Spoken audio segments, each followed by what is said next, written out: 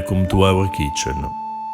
Today we prepare medieval sweet fritters, called by the author frittelle da imperatore magnifici, magnificent fritters for an emperor. We start with ingredients. We need white wheat flour, eggs, lard, cheese, sugar and pine nuts. First, we cut and pound the cheese. This recipe is collected in a beautiful 14th century manuscript, conventionally called Anonimo Veneziano. The author specifies to use slices of fresh cheese. This means that it doesn't intend a very soft cheese, but one quite firm. As a consequence, to mix it well with the other ingredients, the simplest way is to pound it in the mortar.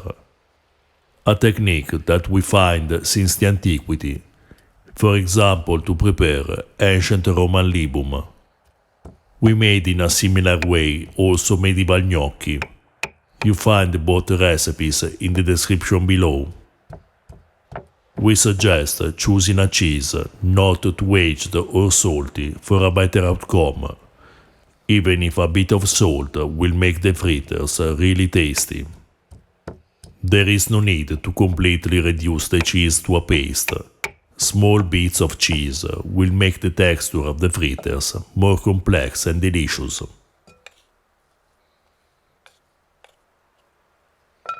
We mix the cheese with the egg whites.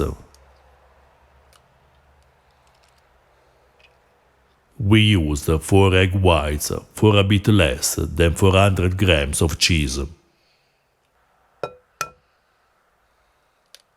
The author is using just the whites of the eggs. All the ingredients of this recipe are white, a common choice for many medieval recipes.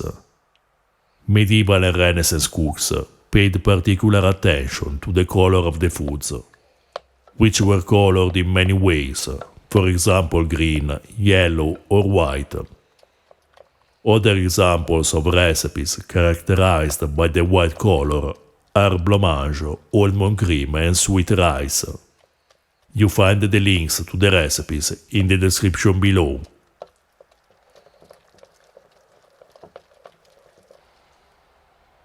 We add about 50 grams of flour and 20 grams of pine nuts.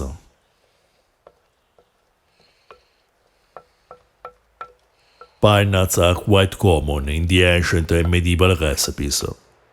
Michele Savonarola, a 14th century physician, considers them hot and dry in the second degree and hard to digest. As common in the medieval medical handbooks, the author suggests a remedy to temperate the properties of pine nuts. The method consists in soaking them in hot water.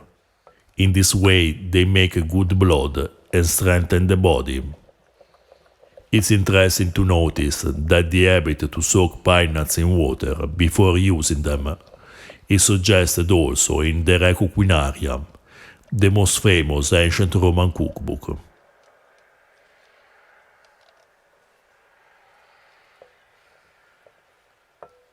Then we grind the sugar in the mortar. We'll use it later to sprinkle it on the fritters. We used white cane sugar, the most common in medieval high-end cuisine, and the kind clearly implied by the author, who, as we said, uses just white ingredients for this recipe. Medieval cooks had at disposal many kinds of sugar, from the most prized, which was the white kind without impurities, to the less expensive brown-colored.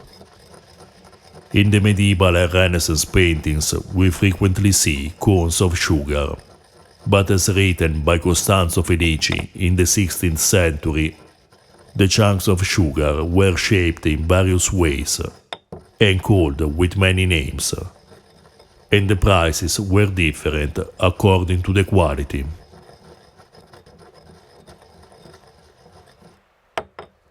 We melt a good amount of lard.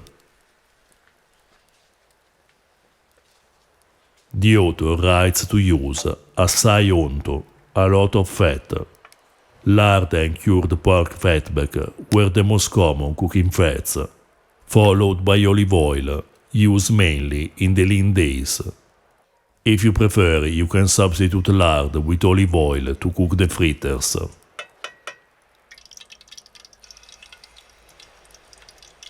We add a ladle of the mixture at a time in the hot lard. We fried each fritter for about 1 minute, then flipped it and cooked the other side for 30 seconds.